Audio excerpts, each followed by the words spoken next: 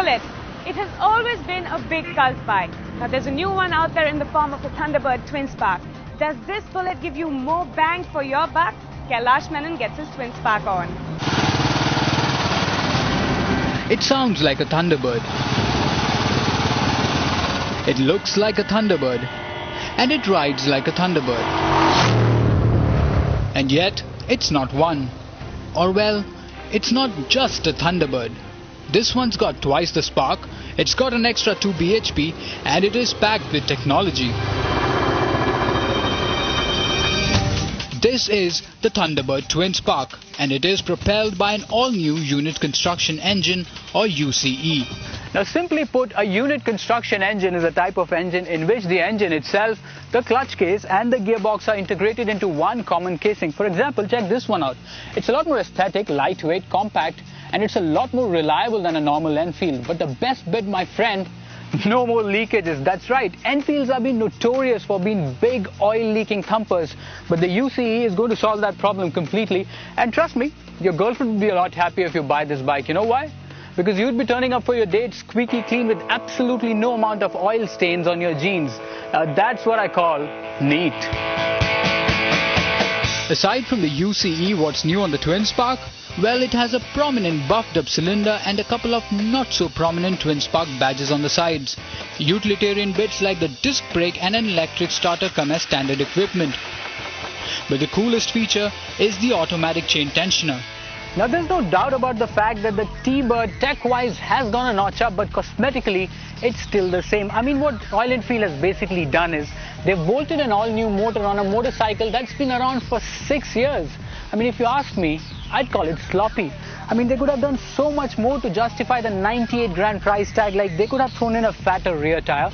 They could have played around with the paint scheme. They could have redesigned the tank. But all they chose to do was paste these sissy Twin Spark stickers. Thumb the electric starter and the 346cc motor throbs to life. Twist the throttle and the 19.8 bhp and 28 Newton meters of torque are at your beck and call. The UCE motor is responsive and cuts down transmission losses. The 5-speed gearbox is smooth, but the Twin Spark is cursed with occasional false shifts. The new hydraulic tappets also get clattery after you had a good rip at the bike. Now, at speeds excess of 110 kilometers per hour, she rattles the hell out of you. And if you're planning to redline at every gear, then it's like riding a horse that suffers from Parkinson's disease.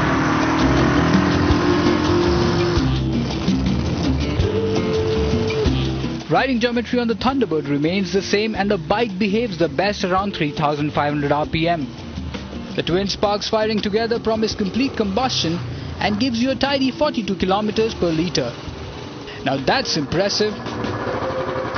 So here's what we have. The Thunderbird Twin Spark costs a hefty 98 grand, and here's what you get for that kind of money. You get a motorcycle design which is frankly a bit stale because it's been around for almost 6 years now. You get a technologically sound engine that's frugal, reliable and more powerful.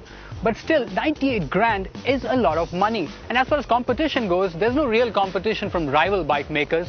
But the AVL 500 costing 1,05,000 rupees might just steal the Thunderbird's thunder away. When the Hyundai Accent was first launched, it was a massive seller for Hyundai. And time was that you couldn't really turn around without seeing one. But now that time has passed, is the Accent still a good buy in the second-hand market? Let's find out. Now, save for the Ford Icon, the Hyundai Accent is perhaps the most popular entry-level mid-size sedan on the second-hand car market. But if you're looking to buy one, like all old cars, there are some things you might want to check out.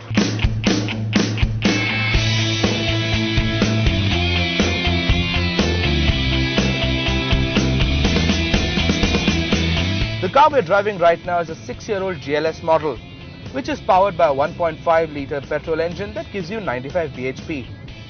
Hyundai's engines are good, but not exactly free revving, and they don't necessarily have the longevity of, say, a Honda or a Toyota.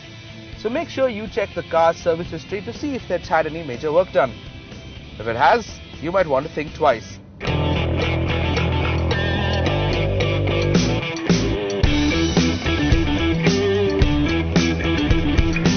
And while you're on the lookout for any potential red flags, take a good hard look at the clutch too. The original clutch on this car is pretty smooth, so if it doesn't feel right to your foot, say, for example, if it's too hard, it's probably had some work done.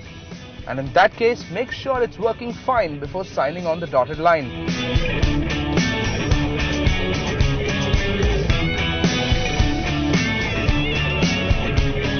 Now I know I sound like a negative Nancy, but no. I mean, there's a reason Hyundai sold 1 trillion of these when it was first launched. If hatchbacks aren't your thing, then this really is the best city car to buy. It's easy and fuss-free to drive. It's higher than a lot of sedans out there, so the driving position is good. Gear throws are short, and it's got enough low-end torque to pull you out of any gaps you might see in the traffic. Here are the costs of some of the parts you might need to replace.